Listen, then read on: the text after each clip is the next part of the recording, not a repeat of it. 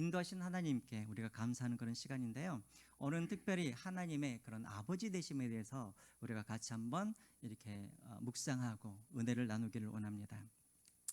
자, 여러분, 우리가 구약 시대가 끝나고 신약 시대에 들어서면서 많은 것들이 변화가 되었죠. 많은 것들이 어떤 것들이 변화가 되었죠? 여러분, 구약과 신약의 가장 큰 차이점이 무엇일까요? 여러 가지가 많이 있죠. 많이 있죠. 가장 대표적인 것은 무엇이냐면 죽음에 대한 그런 관점일 거예요. 죽음에 대한 생각들. 여러분, 구약에도 족보라는 것이 나오고 신약에도 족보라는 것이 나와요. 그렇죠? 근데 구약의 족보에는 무엇이 나오냐면 누가 누구를 낳고 누가 누구를 낳고 이런 이야기가 나옵니다. 그리고 마지막에는 항상 어떤 이야기가 나오냐면 죽었더라라는 말이 나와요. 그리고 몇 살에 죽었다 이런 말들이 구약의 족보에는 그렇게 나와요. 근데 신약의 족보에는 좀 달라요. 신약의 족보에도 보면은 누가 누구를 낳았다라는 이야기는 나와요. 그런데 희한하게도 신약의 족보에는 죽었다라는 말이 나와요, 안 나와요? 안 나와요. 그리고 신약의 족보를 잘 보시면은 몇 세 죽었다라는 말도 나와요, 안 나와요? 안 나와요. 왜 그럴까요? 신약의 관점에서 봤을 때는 우리 인간은 절대 죽지 않기 때문에 그렇다라는 거예요. 제가 전에도 여러분들에게 마가복음을 이야기할 때 여러 번 여러분들에게 말씀을 드렸어요. 예수님은 한 번도 장례식장에서 설교를 한 적이 있다 없다? 설교를 한 적이 있다 없다? 설교를 한 적이 없다. 왜요? 예수님께서 장례식을 갈 때마다 그 장례식은 무엇으로 바뀌어요? 사람들이, 죽었던 사람들이 다시 살아나는 그런 생일로 다시 바뀌어 버리거든요. 자, 보세요. 우리가 야이로의 딸도 그랬었죠. 나인성의 과부의 아들도 마찬가지였죠. 나사로가 죽을 때도 마찬가지였죠. 예수님께서 그 장례식장에 가시면 죽은 사람들이 다시 살아남으로 인하여서 예수님께서 장례식장에서 장례식 설교를 할 필요가 없을 정도로 그런 일들이 벌어졌다는 것입니다. 그리고 꼭 예수님께서 그런 어떤 장례식장에 가면은 꼭 예수님께서 하시는 말씀이 있었어요. 어떤 말씀을 하셨냐면 그는 죽은 것이 아니라 뭐 한다? 잔다라고 그렇게 말씀을 하세요. 왜 잔다라고 말씀을 하세요? 죽은 것이 아니라 다시 깨어나기 때문에 예수님은 항상 죽었다가 아니라 잔다라고 말씀을 하시죠. 그래서 여러분, 야이로의 딸의 집에도 예수님께서 그 집에 방문하셨을 때 예수님께서 뭐라고 하십니까? 슬퍼 울고 있는 사람들을 향하여서 예수님이 어찌하여 떠들며 우느냐라고 말씀하시면서 이 아이는 죽은 것이 아니라 뭐한다? 잔다라고 그렇게 말씀을 하세요. 구약과 신약의 가장 큰 차이가 무엇이냐면 구약은 사람들을 죽는 존재로 그렇게 보았다면 신약에서는 사람들이 죽는 존재가 아니라 반드시 살아나는 그런 존재로, 영원히 살 존재로 그렇게 바라보고 있었다는 것이죠. 또 여러분, 구약과 또 신약의 그런 차이가 무엇입니까? 예배에 대해서도 차이가 있었어요. 여러분, 구약에서는 예배를 언제 어디에서 드렸냐면 항상 정해진 시간에 정해진 장소에서만 예배를 드렸어요. 그렇죠? 안식일이나 주일이나 절기나 주일이 아니죠. 안식일이나 절기에나 이럴 때만 하나님께 예배를 드렸어요. 그리고 또 어디에서 제사를 드렸어요? 반드시 정해진 곳, 성막이 있던 곳, 예루살렘 이곳에서만 하나님께 제사를 드렸어요. 그런데 신약 시대가 넘어오면서 이 예배의 시간과 장소가 다 바뀌어 버렸죠. 예를 들자면 안식일에 제사를 드렸는데 신약 때는 언제 예배를 드립니까? 주일날 예배를 드리도록 했었죠. 우리 인간이 다시 새롭게 창조되어지는 그 시간에, 그리고 우리 인간이 완전한 그런 안식을 누릴 수 있는 그런 예수님께서 부활하신 그 날을 기념하여서 신약에는 주일날 하나님께 예배를 드렸습니다. 그리고 성전의 개념도 바뀌었죠. 구약에서는 성전은 항상 예루살렘의 성전에 있는 그 솔로몬의 성전, 보이는 성전이 성전이었지만 신약에서는 성전이 무엇으로 바뀌었습니까? 바로 성령님께서 거하시는 성전으로 우리가 바뀌게 되었죠. 그래서 여러분, 구약은 항상 정해진 시간에 정해진 장소에서 하나님께 제사를 드렸다면 신약은 하나님께서 우리 안에 영으로 계시기 때문에 이제 시간의 제약을 받지가 않아요. 언제든지 모든 시간이 다 거룩한 시간이 되어서 언제든지 우리가 하나님께 나아가서 하나님께 예배를 드렸고, 또 어떤 장소이든지 우리가 비록 이 성전에 나오지 않아도 우리가 집에서도 직장에서도 우리가 걸어다니면서도 하나님께 예배 드릴 수 있는 그런 장소가 바뀌게 되었다라는 거예요. 이게 바로 여러분 신약과 구약의 그런 차이점이었습니다. 자, 그런데 제가 생각하기에 가장 큰 차이점은 무엇이냐면 하나님에 대한 개념이 바뀌게 되었다라는 거예요. 여러분, 구약의 이스라엘 백성들의 하나님은 어떤 하나님이었을까요? 여러분, 저를 한번 보세요. 제가 어제 잠을 안 잤다고 그래서 여러분까지도 그렇게 졸리실 필요는 없어요.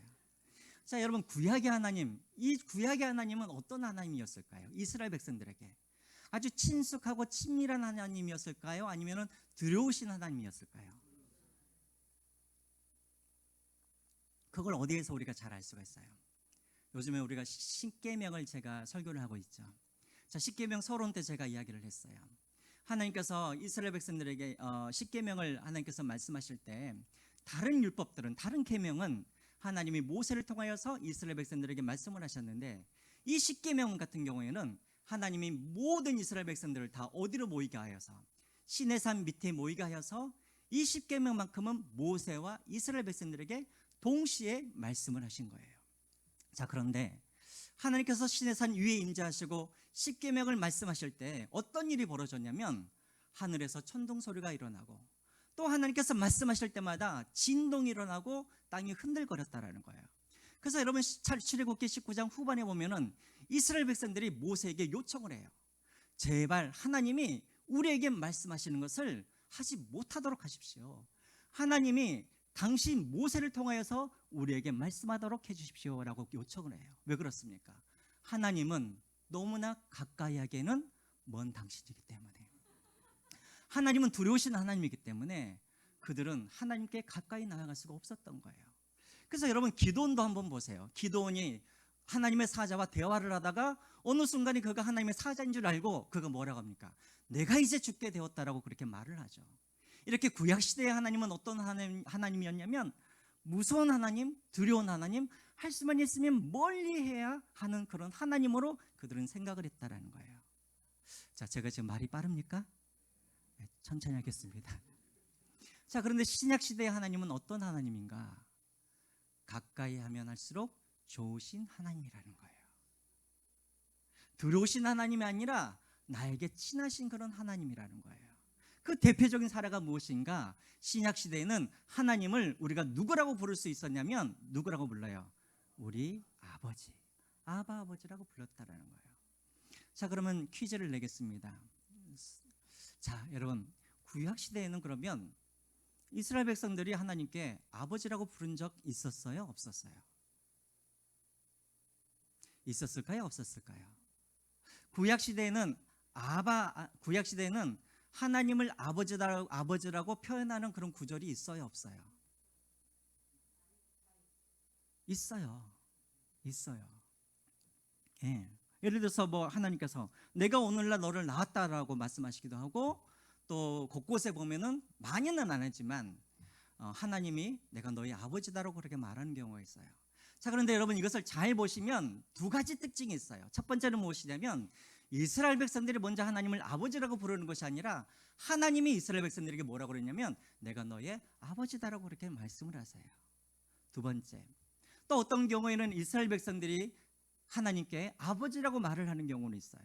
자, 그런데 그런 경우는 대부분 어떤 경우냐면 나의 아버지의 그런 개념이 아니라 우리 이스라엘의 아버지라는 그런 개념으로 이야기를 해요. 다시 말하면 우리의 아버지라고 그러지 나의 아버지라고 하는 경우는 거의 없다라는 거예요. 이해가 되세요? 자, 그런데 신약시대에 돌아오면 그 하나님이 이제는 유대인의 하나님이 아니라 나의 아버지라고 그렇게 부르도록 하나님께서 허락하셨다라는 거예요. 자, 가장 처음에 그게 어디에 나오냐면 예수님께서 제자들의 예수님께 요청을 하죠. 예수님, 우리가 어떻게 기도를 했으면 좋겠습니까? 기도에 대해서 가르쳐 주십시오 라고 했을 때 예수님께서 기도에 대해서 가르쳐 주시죠. 자, 그러면서 처음 시작이 무엇입니까? 하늘에 계신 우리 아버지라고 이야기를 하죠.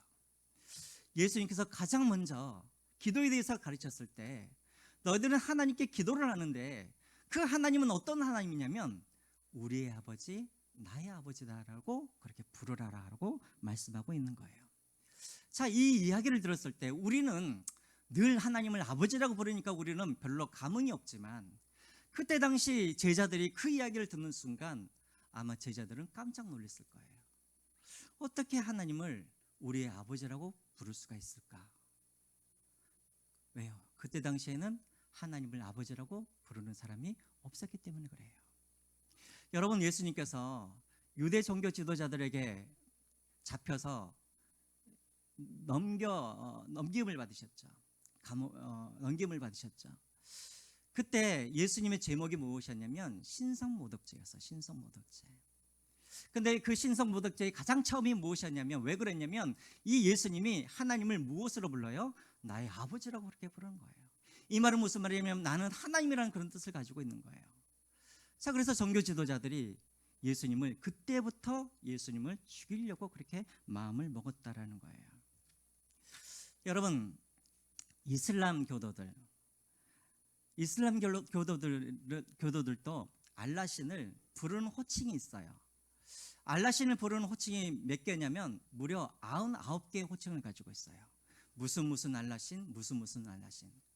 그런데 그런 99가지의 그런 호칭 중에 아버지라는 호칭이 있을까요, 없을까요? 없어요. 알라신을 믿고 있는 이스라엘 백성들은 감히 이 알라신을 향하여서 아버지라고 부를 수가 없었어요. 여러분, 불교도 마찬가지예요. 아무리 불심이 깊은 사람들일지라도 부처님 아버지라고 부른 적이 있을까요, 없을까요? 있을까요, 없을까요? 없어요. 다른 종교에서는 자신들이 믿는 신들은 거룩하시고 나와 정말 다른 신이기 때문에 아버지라고 부르는 사람들이 없었어요. 그런데 신약에 들어와서 오직 성도들에게 하나님이 뭐라고 그러냐면 예수님이 하나님을 아버지라고 그렇게 부르도록 하셨다라는 거예요. 그러므로 여러분, 우리가 신약 시대를 살아가는 우리 성도들의 가장 큰 은혜 중에 은혜가 무엇이냐면, 가장 큰 기적 중에 기적이 무엇이냐면, 가장 큰 특권 중에 특권이 무엇이냐면 하나님을 나의 아버지라고 부를 수 있는 이 특권, 이 은혜가 가장 큰 은혜라는 거예요. 제 후배 중에 고아원에서 자란 후배가 있었어요. 한번 이제 저도 한번 이제 그 친구를 한번 부를까 이제 싶기도 한데, 이 친구가 이제 지금 고아 인권 연대라는 이제 그런 이제 단체를 만들어 가지고 지금 일을 하고 있는데, 제가 이 친구를 이제 성경 공부를 이제 시키면서 이제 들은 이야기가 있었어요. 자기는 고아원에서 자라면서 가장 많이 남는 기억이 무엇이냐면 다른 게 없대요. 그냥 맨날 고아원 형들한테 맞는 게 그게 일이었고, 지금도 고아원만 생각하면 그거밖에 생각이 안 난다라는 거예요. 맨날 형들에게. 그래서 그 친구가 이 고아원에 있었을 때 유일한 소원이 무엇이었냐면, 유일한 소원이 무엇이었을까요? 예, 새 부모를 만나서 그 고아원에 빨리 떠나는 것이 이 친구의 소원이었던 거예요. 그래서 가끔씩 이제 시설에 손님이 찾아오거나 또 시설에 이제 봉사하러 오는 분들이 많이 있잖아요. 그런 분들이 오면은 어린 나이임에도 불구하고 혹시라도 봉사하러 오는 사람들 중에 나를 예쁘게 봐서 나를 입양을 할까 생각을 해서 어린 나이임에도 불구하고 그날만큼은 최고로 좋은 옷을 입는데요. 그리고 평소에는 세수도 안 하는데 그날은 반드시 세수를 하고, 그리고 어떻게 해서든지 이 사람들에게 예쁨을 받기 위해서 온갖 재롱을 다 떤다라는 거예요. 그때가 언제냐면 10살 이전의 그런 일들인 거예요. 여러분, 어린아이가 뭘 한다고, 그렇죠? 그런데 그렇게 사람에게 잘 보이기 위해서 그렇게 했다라는 거예요. 그런데 여러분, 이 고아원에서 입양이 되는 애들의 그런 가장 입양을 잘 되는 그런 아이들의 순서가 있대요. 여러분들이 생각에는 어떤 아이들이 가장 잘 입양이 될까요? 네, 그래요. 첫 번째로는 갓난아기. 그러니까 태어나서 1살 되기 이전 아이가 첫 번째 우선순위래요. 두 번째는 어떤 아이일까요? 네, 여자아이. 한번 다 생각을 해보셨어요? 자, 세 번째는 어떤 아이일까요? 예, 예쁘게 생긴 애. 맞아요. 나이가 어려야 되고, 그 다음에 여자아이여야 되고, 그리고 예쁘게 생긴 아이가 뽑혀간다는 거예요. 근데 이 친구는 남자잖아요. 근데 시간이 갈수록 나이는 먹어가죠. 그래서 언제 포기를 했냐면 10살이 지난 이후부터 나는 이제 이 시설에서 나는 나갈 수가 없구나 하고 포기를 하고 살았다라는 거예요. 자, 그런데 이제 이 친구가 가끔씩 이제 이 시설을 새 부모를 만나서 이제 나가는 애들이 가끔씩 이제 떠나면서 뭘 주냐면 그동안 자기들이 아꼈던 그런 장난감들 있죠. 학용품들. 이런 것을 애들한테 다 주고 간대요. 그러면 그것을 딱 받는 순간 이 아이는 기뻤을까요? 아니면은 어떠했을까요? 그렇게 갖고 싶은 장난감인데 새 부모를 만나서 떠난 아이들이 주는 그런 장난감은 하나도 기쁘지가 않다는 거예요. 그날 저녁에는 아무리 맛있는 고기가 나와도 맛이 없다는 거예요. 여러분, 고아에게 가장 필요한 것이 무엇일까요? 맛난 음식일까요? 값비싼 장난감일까요? 아니죠. 바로 새로운 부모님을 만나고 새 아버지를 만나는 것. 이것이 고아들에게는 가장 이들에게는 필요한 것이고 좋은 것이라는 거예요. 여러분, 우리도 마찬가지입니다. 여러분, 예수님께서 우리에게 하나님을 아바 아버지라고 불렀다라는 이 말 속에는 어떤 것이 있냐면 우리가 이전에는 우리는 어떤 존재였다라는 거예요. 우리는 이전에는 우리가 영적으로 무엇이었다라는 거예요? 고아였다라는 거예요. 여러분, 우리는 영적인 고아였어요. 왜요? 우리는 우리의 영적인 아버지이신 하나님과 어떻게 되었기 때문에 단절되었기 때문에 그분으로부터 우리가 버림을 받았기 때문에 우리는 이 땅에서 영적인 고아로 우리는 살아갔던 거예요. 그래서 여러분 한번 보세요. 세상 사람들 보세요. 우리가 예수님을 믿기 전에 한번 보세요. 우리가 아무리 돈을 많이 벌고 아무리 좋은 집을 살고 아무리 좋은 것을 먹고 마시면서도 우리가 늘 허기지고 우리가 늘 목마르는 이유가 무엇일까요? 우리에게 아버지가 채워줘야 할 그 자리를 아버지 외에 다른 것으로 채워봐야 그것이 채워지지 않기 때문에 그렇다라는 거예요. 하나님이 채워줘야 할 그런 자리가 있는데 하나님을 알지 못하는 사람들은 그것으로 좋은 먹을 것으로, 좋은 지위로, 돈으로, 성공으로, 출세로, 자식으로, 가족으로 그것을 채우려고 그러니까 그 목마름이, 그 허기짐이 채워지지 않는 거예요.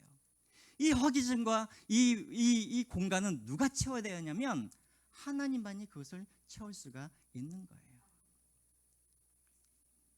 그래서 우리 인간들에게 가장 큰 선물 중에 선물이 무엇이냐면 가장 큰 은혜 중에 은혜는 무엇이냐면 하나님이 나의 아버지가 되어주시는 거예요.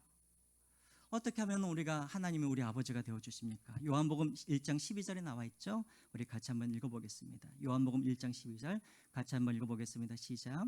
영접하는 자, 그 이름을 믿는 자에게는 하나님의 자녀가 되는 권세를 주셨으니. 가장 큰 복 중의 복이 무엇인가?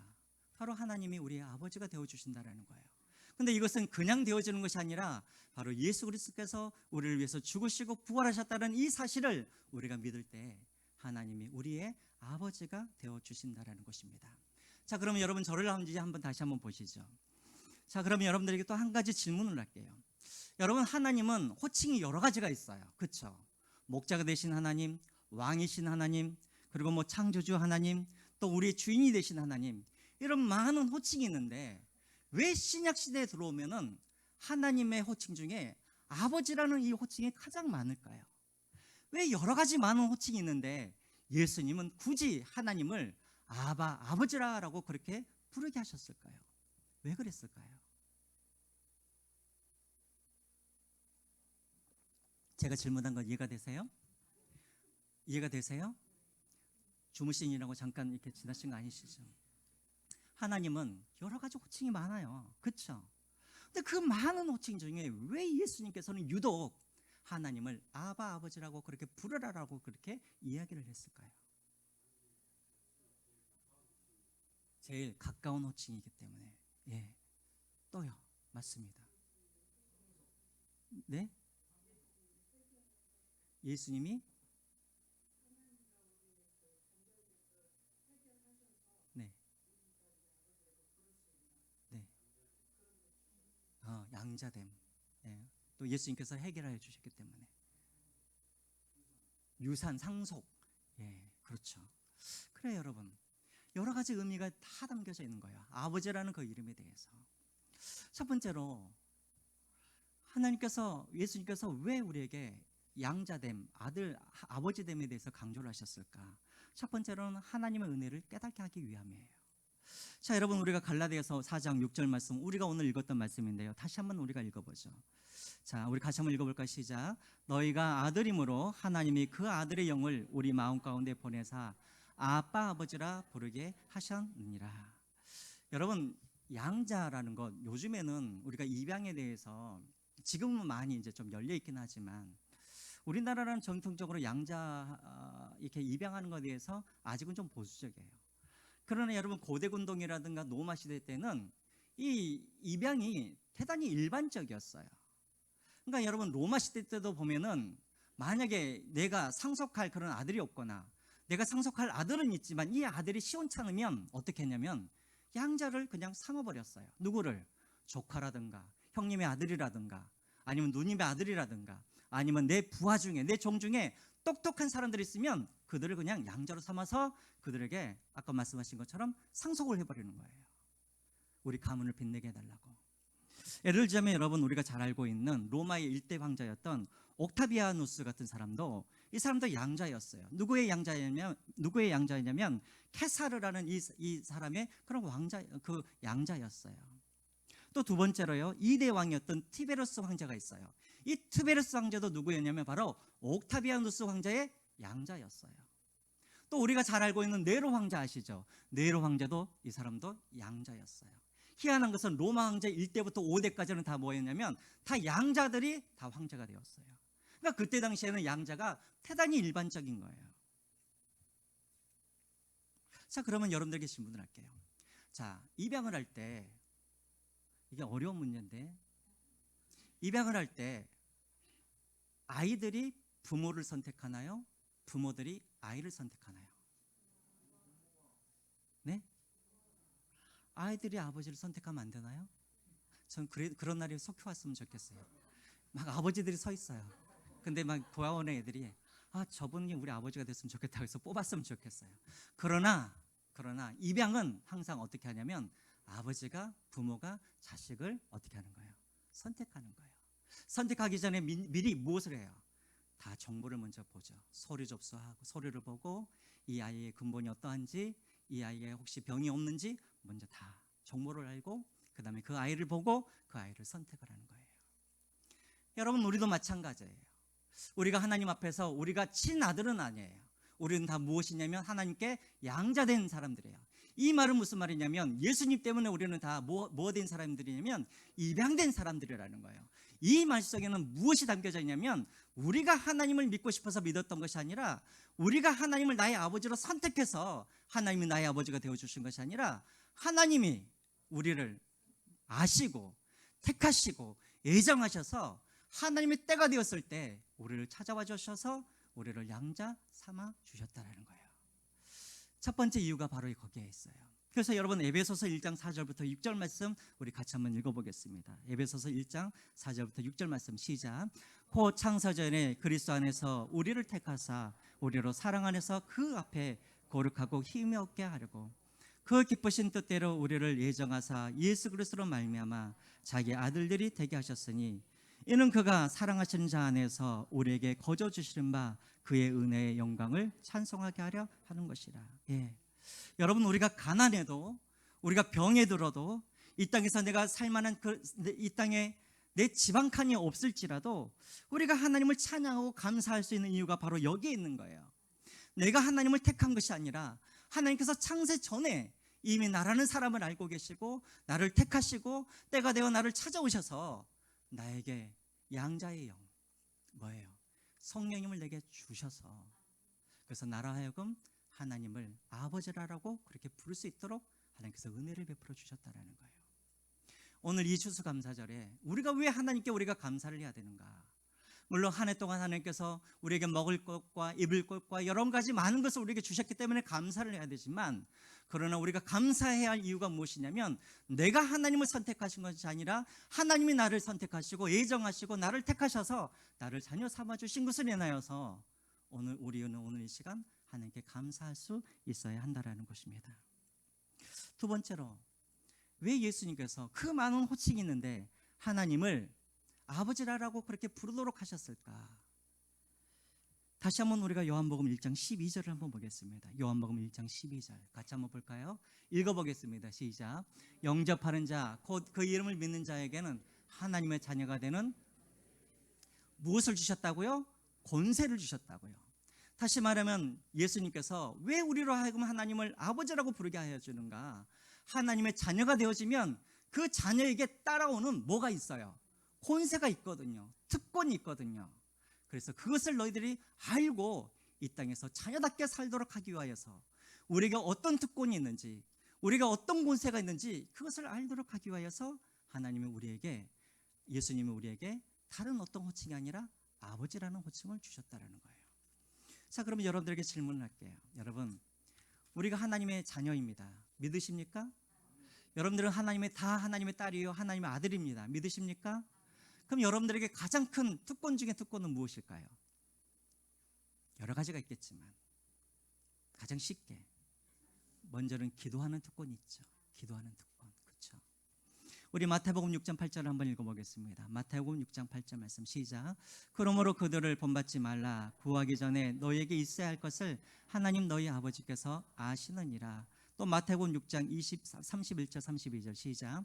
그러므로 염려하여 이르기를 무엇을 먹을까, 무엇을 마실까, 무엇을 있을까 하지 말라. 이는 다 이방인들이 구하는 것이라. 너희 하늘 아버지께서 이 모든 것이 너희에게 있어야 할 줄을 아시느니라. 첫 번째로, 하나님의 딸이요 아들인 우리에게 가장 큰 특권은 무엇이냐면 우리가 하나님께 기도할 수 있는 특권을 주셨다는 거예요. 그래서 하나님은 우리의 모든 필요를 아시고 우리의 모든 필요를 하나님은 채워주시는 그런 하나님을 너희들은 알아라는 거예요. 제가 우리 교회 청년들 다 좋아하는데 또 이 설교를 하면 우리 청년들이 또 이렇게 오해를 할까 봐, 제가 우리 청년들 중에 또 좋아하는 청년이 누구냐면 우리 의성이를 제가 좋아해요. 왜냐하면 참 어려운 이 청년부 사역 참 어려운데 지난 2년 동안 우리 의성이가 회장으로서 정말 이렇게 도망가고 싶은 그 순간이 많았음에도 불구하고 그 자리를 지켜주고 얼마나 회장으로 열심히 해줬는지 몰라요. 자, 그런데 여러분, 저는 의성이를 좋아해요. 의성이가 어느 날 저한테 와가지고 목사님, 제가 20만 원이 필요한데 저한테 주세요. 제가 줄까요, 안 줄까요? 물론 제 성품으로 오면 주죠. 하지만 안 줘요. 왜요? 좋아하긴 하지만 의성이는 그쵸, 아버지가 따로 있잖아요. 내 아들이 아니에요. 또 반대로요, 제 딸은, 이건 애예요, 애. 우리 딸이 상처를 안 입었으면 좋겠는데 제 딸은 말을 잘 안 들어요. 제 마음에 들지도 않아요. 맨날 말만 하면 막 딴짓을 해요. 근데 어느 날 제 딸이 저한테 아빠 20만 원이 필요해 하면 제가 줄까요, 안 줄까요? 네, 줘요. 왜요? 내 자식이니까. 네. 아무리 좋아해도 그 사람이 내 자녀가 아니면 내가 주지를 않아요. 거꾸로 아무리 못하고 아무리 나에게 순종하지 않아도 내 자식이면 내가 그 자녀에게 나의 모든 것을 다 주어요. 우리 딸들은요, 한 번도 저한테 돈을 달라고 그러면서 무릎을 꿇고 제 바지가락을 붙들면서 눈물을 흘리면서 아버지 제발 저에게 10만 원만 주십시오 이런 적이 없어요. 너무나 당당하게 마치 맡겨놓은 것처럼 그렇게 이야기를 해요. 여러분, 만약에 누군가가 내 다리를 붙잡고 눈물을 흘리면서 온갖 그런 논리적인 말로, 합리적인 말로 달라고 그렇게 나를 붙들고 말하는 그 사람이 있다면 그 사람은 내 자녀가 아닌 거예요. 아마도 내 종이거나 아니면 우리 집에 일하는 일꾼이거나 아니면 다른 어떤 사람이겠죠. 여러분, 그래요. 우리 하나님은 여러분들에게 어떤 특권을 주셨냐면 여러분들은 다 하나님의 자녀예요. 아들이에요, 딸이에요. 여러분, 하나님 앞에서 여러분들이 중언부언할 필요가 없어요. 또 여러분들이 하나님 앞에서 기도하는 것을 어려워할 필요가 없어요. 왜? 하나님은 여러분들의 필요를 다 알고 계시기 때문에 그래요. 목사님, 내가 분명히 이번 주에 나에게 1억이라는 돈이 필요했는데 하나님께서 안 주시던데요? 하나님은 우리 필요를 아시는 분이세요. 그것보다도 더 필요한 것을 우리 하나님은 아세요. 제가 결혼할 때 그랬어요. 제가 결혼할 때 저는 숟가락 하나, 젓가락 하나만 있으면 저는 결혼을 하는 줄 알았어요. 근데 우리 형님이 뭐라 그러시냐면 너는 참 모른다 그래요. 여러분, 사랑 하나만 가지고 결혼할 수 있나요? 에? 사랑 하나만 가지고 결혼할 수 있어요? 집도 있어야죠. 살 집도 있어야 되죠. 다 필요한 거예요. 근데 우리가 어렸을 때 우리 아이들은 자기 필요를 잘 몰라요. 누가 더 잘하냐면 부모가 그 필요를 더 잘 알아요. 여러분, 우리 아이들 3살, 4살 때 요구하는 걸 한번 보세요. 자기에게 필요하지도 않는데 또 잘못된 것을 구할 때가 있죠. 부모인 우리는 이 아이가 무엇이 필요한지를 우리는 잘 알고 있어요. 그래서 여러분, 낙심하지 마세요. 내가 이것이 필요한데, 아니요, 하나님은 여러분들에게 필요한 것이 무엇인지를 알고 계세요.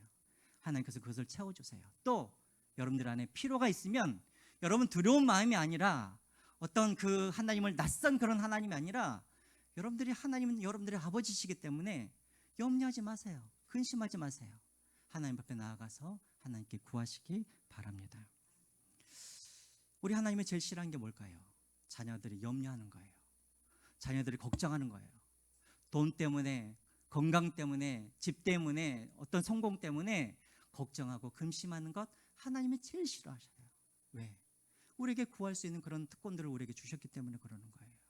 사랑하는 성도 여러분, 구하십시오. 하나님의 그런 특권들을 누리시기를 주님의 이름으로 부탁드립니다. 두 번째로, 왜 예수님께서 이 하나님을 다른 호칭보다도 예수님, 아버지라는 그런 이런 호칭을 주셨을까? 저를 한번 보세요. 이것도 애예요. 우리 애들이, 이건 애가 아니다, 이건 사실이에요. 저희 애들이 제가 때로는 어떤 말을 하면은 안 들을 때가 있어요. 정말로. 가끔씩 우리 아이들과 싸울 때도 있어요. 말다툼을 할 때가 있어요. 근데 한 번도 저는 우리 아이들이 순종을 안 하고 제 마음에 안 들어도 한 번도 제 마음속에 이놈을 차로 태워가지고 저기 통일로로 가가지고 버리고 와버려야겠다, 이런 생각을 해본 적이 있었을까요? 없었을까요? 한 번도 없어요. 여러분 중에도 자녀들과 싸우신 분들 많이 있을 거예요. 근데 여러분들이 자녀들과 싸우시면서 한 번도 이놈의 새끼를 내가 버려버려야겠다, 이런 생각을 해본 적 있으세요? 없으세요? 있으세요? 있으세요? 없죠. 그래요. 우리 하나님께서 왜, 예수님이 왜 다른 호칭보다도 이 이야기를 하셨을까? 절대 버리지 않겠다라는 그런 의미를 가지고 있는 거예요. 제가 여러분들에게 지난달에 우리가 사무엘 상하를 제가 공부를 하면서 여러분들에게 그 이야기를 제가 한 적이 있었어요. 왜 하나님께서는 사울과 다윗을 이렇게 편애를 하실까? 그렇죠? 여러분, 한번 사울과 다윗을 한번 비교를 해보세요. 객관적으로 누가 더 나쁜 사람이에요? 사울이 죄를 더 많이 졌어요? 다윗이 더 죄를 많이 졌어요? 여러분, 다윗에 비하면 사울의 죄는 귀여운 죄예요. 그렇죠? 왜냐하면 이 사무엘이 약속한 날보다 늦어졌잖아요. 전쟁에 나가야 되는데 그러면 제사를 드려야 되잖아요. 그러니까 할 수 없이 사울이 하나님 앞에 제사를 드리고 나가는 거예요. 제가 사울이었다면 저 같으면 제사도 안 드리고 나갔을 거예요.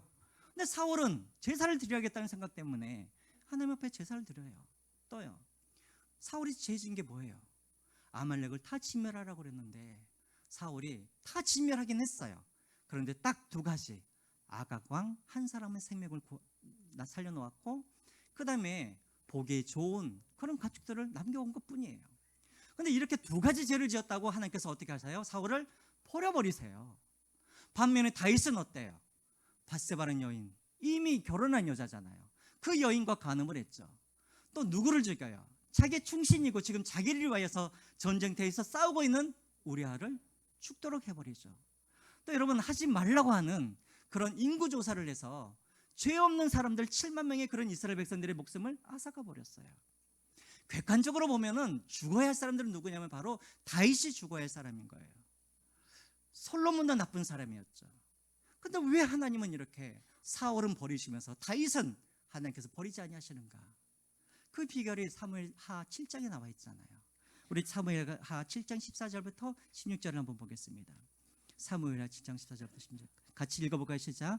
나는 그에게, 자, 뭐가 된다고요? 아버지가 되고, 여기서 그라는 것은 솔로몬을 말하는 것이고 다윗 왕조를 말하는 거예요. 나는 그에게 아버지가 되고, 계속해서 보겠습니다. 시작. 그는 내게 아들이 되리니 그가 만일 죄를 범하면 내가 사람의 매와 인생의 책찍으로 징계를 하려거니와 내가 내 앞에서 물러나게 한 사울에게서 내 은총을 빼앗는 것처럼 그에게서는 빼앗지 아니하리라. 16절. 내 집과 내 나라가 내 앞에서 영원히 보존되고 내 왕위가 경고하리라 하셨느니라. 여러분, 사울과 다윗의 차이가 뭐예요?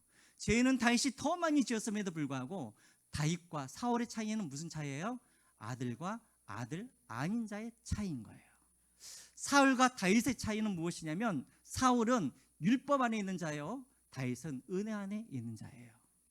사울과 다윗의 차이는 무엇이냐면, 다윗은 은혜 안에 있는 자예요. 아니, 다윗은 주 안에 있는 자예요, 사울은 주 밖에 있는 자예요.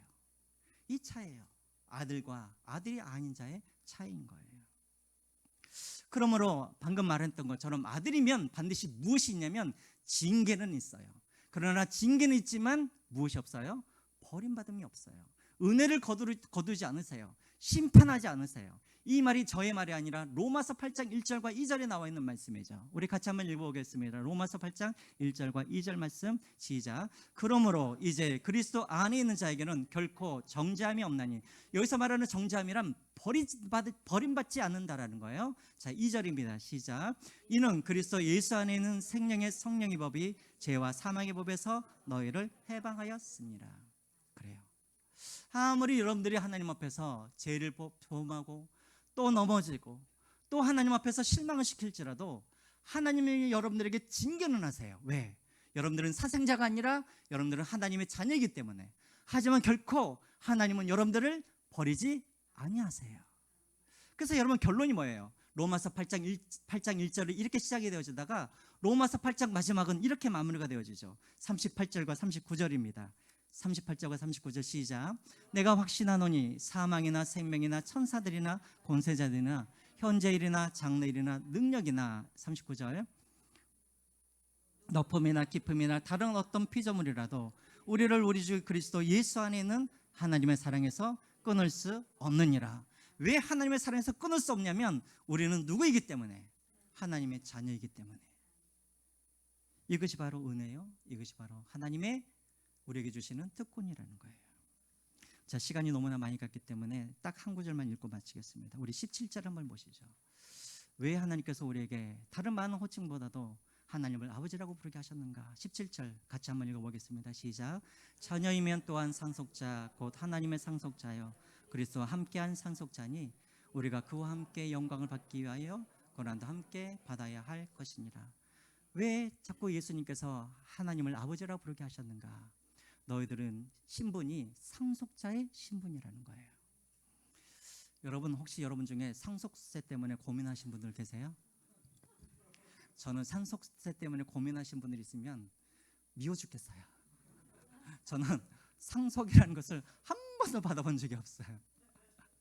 작년에 그 뉴스 한번 나왔었죠. 어떤 개주인이 자기 애완견한테 55억을 상속을 해줬어요. 저는 개가 그렇게 부러운 적은 그때가 처음이었던 것 같아요. 근데 여러분, 우리가 그것을 부러워할 필요가 없어요. 상속세를 낼 사람들이 많다라는 거 부러워할 필요가 없어요.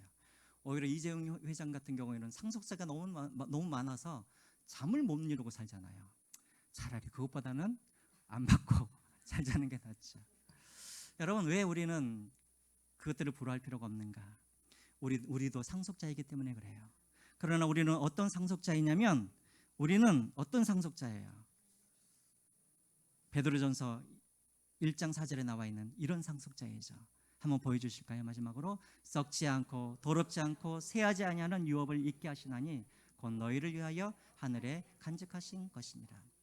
우리가 받을 상속은 이 땅에 썩어질 땅이 아니라, 이 땅에 그런 집이 아니라, 돈이 아니라, 우리는 썩어지지도 아니하고 새하지도 아니하는 그 하늘의 유업, 그 유업을 우리는 받기 때문에 그렇다라는 거예요. 우리에게는 영생이라는 이 유업이, 우리는 하나님의 나라라는 그런 유산이 우리에게는 이미 예비된 사람인 거예요. 그러므로 여러분, 이 땅에 여러분들이 살아가실 때 상속자답게 살아가세요. 하나님 나라의 상속자답게 살아가세요. 그냥 썩어질 그 돈 부러워하지 마시고, 다른 사람들 집값 올랐다는 거, 그것 때문에 여러분 배 아파하지 마시고, 여러분들이 하나님의 상속자라는 것, 이것을 기억하시면서 살아가시기 바랍니다. 또 그래서 여러분 이런 태도를 가지셔야 돼요. 다시 한번 아까 말했던 것처럼 우리가 하나님의 상속자이면 17절을 다시 한번 보시죠. 17절 앞에 거예요. 자, 보세요. 제일 뒤에 뭐라고 나와 있습니까? 고난도 함께 받아야 할 것입니다. 이것이 바로 여러분 상속자가 가져야 할 태도인 거예요. 우리가 예수를 믿게 되어지면 우리는 반드시 고난이 있어요. 여러분 중에 왜 예수를 내가 잘 믿고 있는데, 예배도 안 빠지고 있는데 왜 이렇게 되는 일도 없고 왜 이렇게 하나님께서 나에게 고난을 주시는가? 상속자이기 때문에 주시는 거예요. 하나님의 자녀이기 때문에 고난을 받는 거예요. 그렇기 때문에 고난을 여러분들 받으실 때 이상히 여기지 마세요. 내가 상속받기 위하여서 이 고난이 내게 있다는 것을 기억하시고, 여러분 중에 혹여라도 고난 가운데 힘들어하는 분들이 있다면 반드시 내게 주실 그 상급, 그 상속, 유산, 그것을 바라보시면서 능히 이겨내시는 여러분들이 되시기를 주님의 이름으로 부탁드립니다. 이제 말씀을 맺겠습니다. 사도 바울은 우리에게 말을 합니다. 데살로니가전서 5장 20절에, 후서 5장 20절에 범사에 감사하라. 어떻게 범사에 감사할 수 있어요? 건강도 잃어버리고 가진 돈도 없고 이 땅에 집 한 채 없는데 어떻게 하나님 앞에 감사할 수 있어요? 우리의 감사는 소유에서 오는 감사가 아니기 때문에 그래요. 우리의 감사는 어디로부터 오는 거예요? 관계로부터 오는 감사예요. 하나님은 우리 아버지가 되어주시기 때문에 우리는 어떤 상황에서도 우리는 하나님께 우리가 감사할 수 있는 거예요. 내가 무엇이 있으면 감사가 되어지고 무엇이 없으면 감사가 안 되어지는 것, 이것은 세상 사람들이 하는 그런 감사예요. 제한적이고 일시적이고 조건적이고 상대적이고, 이것은 세상 사람들이 하는 감사예요. 우리는 왜 범사에 감사할 수가 있는가? 천지를 창조하신 그 하나님이 무엇이기 때문에, 어떤 분이 되셨기 때문에, 나의 아버지가 되오셨기 때문에 우리는 항상 감사할 수가 있는 거예요. 이 추수감사절에 다시 한번 하나님의 아버지 되심을 여러분들이 다시 한번 기억하시고, 이제는 더 이상 고아처럼 살아가지 마시고, 고아처럼 그렇게 영적으로 가난하게 살지 마시고, 하나님의 특권들을 누리며 자녀된 특권들을 누리면서 살아갈 수 있는 저와 여러분들이 되시기를 주님의 이름으로 축원드립니다. 우리 같이 찬양하시면서 준비하신 내용을 하나님을 올려드리겠습니다. 아바 아버지.